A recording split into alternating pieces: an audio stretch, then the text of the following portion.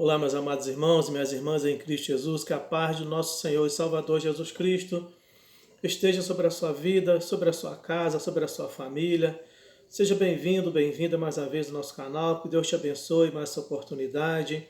Convido você, meu querido irmão, minha querida irmã, que ainda não se inscreveu no nosso canal, estivesse agora clicando nesse botãozinho vermelho, logo abaixo do link, estivesse aí se inscrevendo e aí compartilhando essas mensagens, divulgando aí para grupo, para amigos, familiares, e também não deixasse de acionar o sininho toda vez que eu postasse um novo vídeo, você recebesse aí essa nova notificação.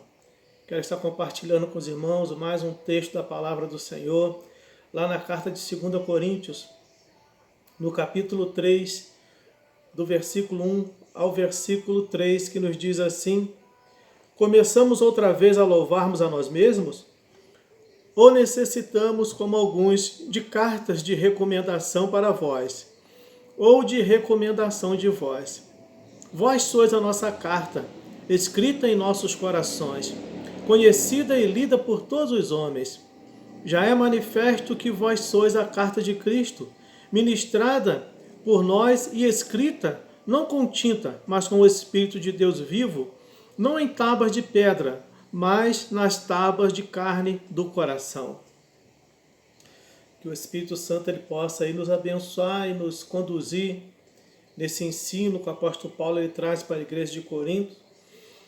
Sabendo que a igreja de Corinto era uma igreja que estava sempre sendo atacada, o inimigo sempre procurava, de uma certa forma, procurar envergonhar a vida do apóstolo Paulo, e nessa segunda carta de Coríntios, ele viu a necessidade de escrever essa carta justamente por isso, porque alguns falsos apóstolos haviam se introduzido dentro da igreja de Corinto para tentar primeiro envergonhar a vida de Paulo, colocar ali a sua vida, o seu caráter, né, de uma forma duvidosa diante dos coríntios, e também, como se diz uma palavra, para solapar, para envergonhar, para tentar denegrir a imagem da igreja de Corinto.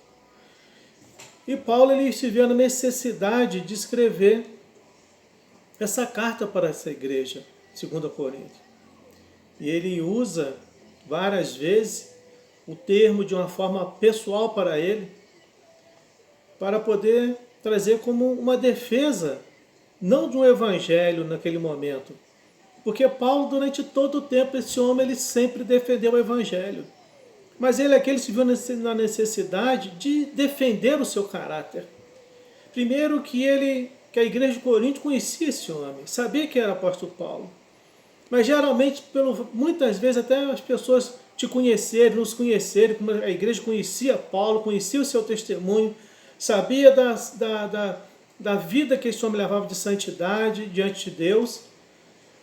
Mas o inimigo, esses falsos apóstolos, eles se introduziram de uma forma, vamos colocar assim, tão característica de um verdadeiro apóstolo, de um verdadeiro cristão.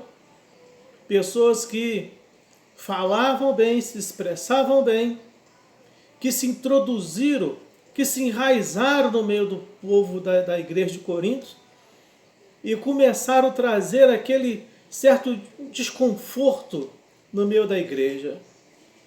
E Paulo fica sabendo disso e ele imediatamente ele escreve uma carta contradizendo tudo aquilo que esses homens maldosos, mentirosos, falsificadores da verdade estavam tentando colocar acerca dele. Então ele inicia essa palavra no capítulo 3, começando com essa pergunta: começamos outra vez a louvarmos a nós mesmos?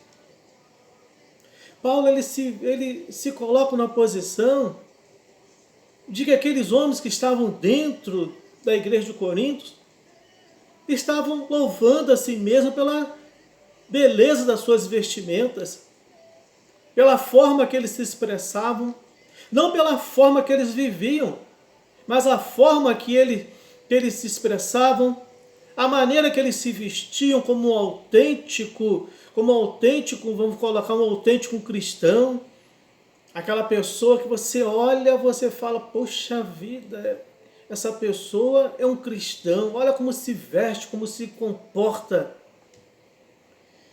E o que leva uma pessoa a ser um verdadeiro cristão, foi isso que Paulo passa isso nessa carta de 1 Coríntios, 2 Coríntios, capítulo 3. Quando ele fala no capítulo 5, olha o que ele fala no capítulo 5, no versículo 12. Ele diz: não nos recomendamos outra vez a vós, mas damos-vos ocasião de vos gloriardes por nossa causa, para que tenhais que responder aos que se gloriam na aparência e não no coração. Então, dentro da igreja de Corinto, já estava tendo aquelas pessoas que estavam já, vamos colocar de uma forma, fascinada, hipnotizadas com a beleza que aquelas pessoas se vestiam, que elas falavam, da forma que elas se pronunciavam diante das pessoas, diante da igreja, diante do público. E Paulo, ele fala, não é pela aparência, mas é o que está no coração. Porque o que estava no coração daqueles falsos apóstolos era tudo vaidade, era tudo mentira. Era um desejo de enganar, de destruir a igreja de Cristo, destruir tudo aquilo, todo um trabalho intenso, evangelista que Paulo havia feito, de conscientização missionária, de transformação de vida, de vidas para os céus, não de vida terrena, mas de vida para a glória. E Paulo, ele é obrigado a se colocar na posição de mostrar para eles que eles não tinham que olhar para a aparência, e nem tampouco para as palavras que saíam dos seus lábios, que eram palavras mentirosas, mas que eles avaliassem o coração, aquilo que saía do coração daqueles homens, daqueles falsos apóstolos. E ele diz isso: começamos outra vez a louvar a nós mesmos? Ou necessitamos, como alguns, de cartas de recomendação para vós? Nós vivemos uma época passada, hoje já não se... Eu creio que é algo que entrou assim bem em extinção, está extinto no meio das igrejas. Talvez algumas igrejas ainda conservam esse tipo de trabalho, de receber cartas, mas no passado era algo assim mais frequente, mais atuante, onde se um obreiro, se uma pessoa chegasse em uma denominação, levava uma carta de recomendação. Hoje já não se vê isso. Primeiro, irmãos, que hoje, já falei em algumas mensagens passadas, a gente fica até com medo de dar uma carta de recomendação, porque muitas vezes, tirando pelos nossos ministérios, pessoas passam, ficam 2, 3, 4 meses, e depois pergunta: pastor, o senhor dá carta? Irmãos, onde é que eu posso dar uma carta para alguém de 2, 3, 4 meses, nem que fosse de 1 ano, de recomendação para alguém que não criou raiz? Carta de recomendação é para alguém que criou raiz, mas que Deus enviou para outro lugar. Não porque ela se revoltou contra o pastor, se revoltou contra um líder de departamento, porque não estava tendo oportunidade, não. Carta de recomendação a pessoa recebe quando ela é enviada por Deus, quando Deus envia aquela pessoa. Quando aquela pessoa é convicta, e o próprio líder, o próprio pastor, ainda que seja para outra denominação, o próprio pastor ele reconhece que é Deus que está enviando. Porque a sua denominação, talvez, ela não tem, talvez, aquele trabalho que alcance a capacidade ou alcance dar liberdade para aquele obreiro, para aquela obreira trabalhar. Então, envia ele para um outro campo, e que seja uma outra denominação, onde ela vai prosperar, vai crescer para a glória, para o reino do Senhor. Então a carta de recomendação, ela é para esse propósito. Não é o fato que eu venho de uma denominação e falar: eu vim para cá, vou ficar aqui, e fica um tempo, fica ali 4, 5 meses, às vezes até mais um pouco, talvez 6, às vezes até 1 ano, e depois eu falo: pastor, estou indo para outro lugar, outro ministério, queria ver se o senhor me dá carta de recomendação. Irmão, não é desse tipo que se recebe carta de recomendação. Paulo aqui, quando ele diz, nesse versículo 1, ou necessitamos, como alguns, de carta de recomendação para vós? Alguns necessitavam de carta de recomendação. Essa carta de recomendação que Paulo fala aqui, que no passado também se usava isso, em Corinto, na época das igrejas paulinas, em que Paulo ele fundou as suas igrejas, era justamente porque às vezes tinha um obreiro, às vezes tinha um missionário, um líder, que ele não era bem conhecido no meio da multidão, das pessoas da igreja, talvez da cidade, e era necessário levar uma carta de recomendação da sua liderança para que ele se apresentasse para a igreja, e a igreja te fala, ó, esse aí é um homem de Deus, porque foi recomendado pela igreja de fulano de tal. Esse aí é o homem de Deus que ele veio recomendado pela igreja de Éfeso, pela igreja de Filadélfia. Então nós vemos que, eu estou dizendo do passado, mas hoje não. Hoje a gente primeiro, irmãos, que para uma denominação séria, ela lhe dá uma carta registrada de recomendação, tem que ter uma pessoa que tenha raiz, que tenha não conhecimentos, mas que seja enraizada em Cristo Jesus, que tenha um bom exemplo, um bom testemunho, uma vida familiar, tanto igreja quanto família, para poder ser um grande exemplo. Para quando aquela carta for lida diante da denominação, lida diante da Assembleia Geral, para você ser recebido, as pessoas falam, esse aí é um homem de Deus, essa é uma mulher de Deus, e nós vamos respeitá-lo, porque essa carta de recomendação veio de um grande líder responsável, respeitado. Então isso também fazia no passado, onde homens eram enviados, onde homens chegavam, líderes chegavam na cidade, e às vezes não era bem conhecido, e tinha uma carta de recomendação. Aí ele faz a segunda pergunta, que ele fala, ou recomendação de vós. Uma carta de recomendação de vós.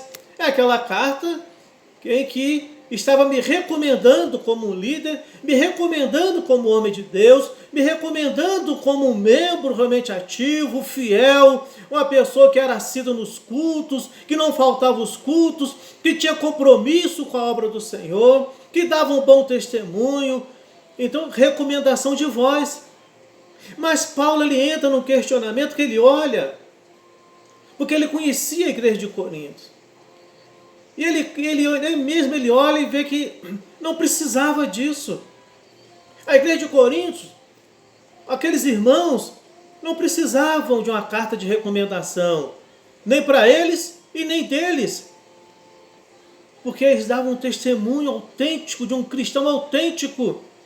Eles haviam se convertido genuinamente, ainda que entrou esses falsos apóstolos, mentirosos, gananciosos, mas eles davam, esses membros da igreja de Corinto, davam um testemunho. E Paulo lhe chega a uma questão que era desnecessário.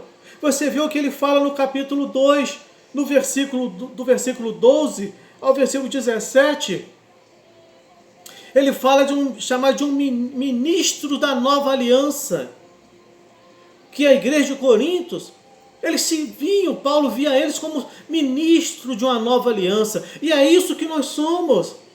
Nós somos ministros de uma nova aliança. Talvez não somos ministros, irmãos, talvez capacitados. Talvez você não seja um ministro, um homem de Deus, uma mulher de Deus, que tenha sido capacitado, que tenha sido ungido, que tenha sido diplomado aí dentro de um grande seminário, não recebeu o diploma de ministro dentro de um grande seminário ou numa grande convenção, mas existe um Deus que ele te deu um diploma de ministro dele para você cumprir os seus propósitos, fazer a sua obra, trabalhar em prol da sua causa. E nós vemos que ele fala no versículo 15 do capítulo 2, ele diz, olha, pois para Deus somos o bom cheiro de Cristo. Já paramos para analisar nisso, meus queridos irmãos, minhas queridas irmãs? Nós somos o bom cheiro de Cristo. Nós temos que exalar o aroma de Cristo. Nós temos que exalar aquele cheiro de Cristo, irmãos. Então nós vemos aí, irmãos, que existe dentro dentro das conversas de pastores, diz que pastor tem que ter cheiro de ovelha. Irmãos, a gente não vê isso no meio dos pastores. Pastores hoje que têm cheiro de ovelha, que estão junto das ovelhas, que abraçam as ovelhas, não abraçar no sentido físico, mas abraçar no sentido de se preocupar, de pagar o preço, de chorar, de clamar a Deus pela misericórdia sobre aquela alma. Isso é ter cheiro da ovelha, isso é você sofrer com a ovelha, é participar das dores da sua ovelha. Isso é ter cheiro de Cristo. E Paulo fala isso aqui, para Deus somos o bom cheiro de Cristo, tanto para os que se salvam, como para os que se perdem. Nós temos que ter esse aroma, exalar o aroma de Cristo, a essência de Cristo. Por isso, irmãos, que Deus colocou um tema nessa mensagem no meu coração. Uma carta. A carta escrita. Nós somos uma carta escrita, mas lida pelo mundo. É o mundo que vai ler a nossa carta. É o mundo que vai olhar para nós, irmãos, e vai ver. Por isso que ele fala isso aqui, para os que se salvam e para os que se perdem. Os que se salvam porque eles veem em nós esse aroma de Cristo e querem participar e querem estar junto. Agora os que se perdem, eles não querem participar, porque para eles é um caminho difícil. Aí ele fala no versículo 17 do capítulo 2, nós não somos como muitos falsificadores da palavra. Nós não somos como muitos falsificadores da palavra de Deus. Antes falamos de Cristo com sinceridade, como de Deus, na presença de Deus. Olha a palavra desse homem. Falando de Deus, na presença de Deus. Não fala de Deus que Deus tivesse pelas costas, como se não conhecesse a Deus, não. Ele fala de uma pessoa que tem intimidade, que anda junto, que caminha junto, que participa, que está junto. Então nós somos essa carta, meus queridos irmãos. Essa carta. Ele fala isso no versículo 2. Vós sois a nossa carta escrita em nossos corações, conhecida e lida por todos os homens. Alguns anos atrás, logo assim que eu me converti, ouvi um testemunho de um jovem. Já contei isso na minha igreja. Aquele jovem ele foi trabalhar em uma obra, ele era servente de obra. E assim que ele chegou, ele era evangélico, um jovem abençoado de Deus, temente a Deus, com compromisso na causa do Senhor. E quando ele chegou, imediatamente ele começou a se identificar com as pessoas, com pedreiros, outros serventes, pessoas da obra. E um dia ele convidou o pedreiro para fazer uma visita à sua igreja. E o pedreiro lhe diz o seguinte, e o rapaz disse, eu queria convidar o senhor para ir na minha igreja, fazer uma visita, participar de um culto. E aquele pedreiro disse o seguinte, olha, eu estou lendo um livro, quando eu terminar eu vou na sua igreja. E o rapaz ficou assim, curioso, mas não perguntou que tipo de livro que era. E prosseguiu o andamento da obra, e levou alguns meses aquela obra. E quase no término da obra, depois de alguns meses, aquele pedreiro vira para o rapaz e diz, olha, hoje eu vou fazer uma visita na sua igreja, vou lá no culto. E ele disse, eu terminei de ler o livro. E o rapaz aí perguntou, que livro que o senhor estava lendo? E o pedreiro disse, eu estava lendo o livro da sua vida. Eu estava vendo quem era você, o seu comportamento, suas atitudes dentro do trabalho. Como você se comportava como um jovem que se diz ser um cristão. Entende uma coisa, meu querido irmão, minha querida irmã?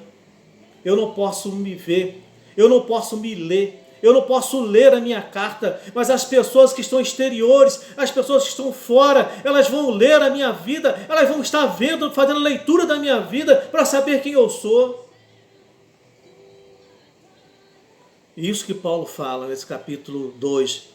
Vós sois a carta lida e escrita em nossos corações, conhecida e lida por todos os homens. Ele diz ainda no versículo 3, já é manifesto que vós sois a carta de Cristo, ministrada por nós e escrita não com tinta, mas com o Espírito do Deus vivo, não em tábuas de pedra, mas nas tábuas de carne do coração. Paulo, quando ele disse isso aqui, ele está falando sobre as chamadas 7 promulgações divinas. Aquilo que Deus havia deixado de uma forma clara, de uma forma para que todos pudessem ver. Essas 7 promulgações era uma escrita, umas leis que Deus deixou para que todos pudessem conhecê-lo, para que todos pudessem ver. Deus não deixou nada escondido. Primeira coisa que Deus, a primeira promulgação que ele fez, Deus utilizou para revelação e publicação gradual de sua lei. O primeiro escrita foi a natureza. Foi da natureza. O segundo, logo após, na consciência do homem. E o terceiro, depois, seus princípios fundamentais sobre as tábuas de pedra, que é o que Paulo fala ali. As tábuas de pedra. Então ele está citando ali uma das 7 promulgações bíblicas. No devido tempo, Jesus, como a encarnação perfeita da verdade, ao qual ele ilustrou em sua própria vida sem pecado.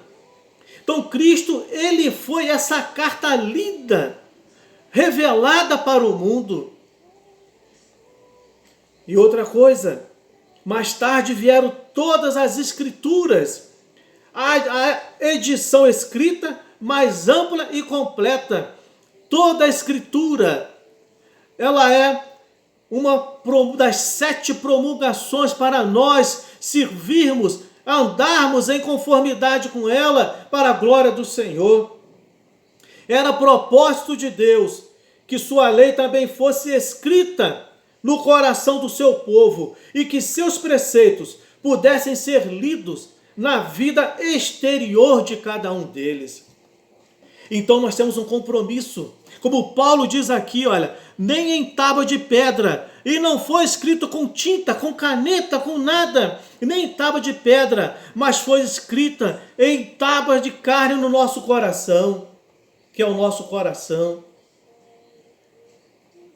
E o desejo de Deus, meus queridos irmãos, ao colocar essas leis, essas promulgações em nossos corações, como Paulo disse aqui, que estava no coração de Corinto, da igreja de Corinto.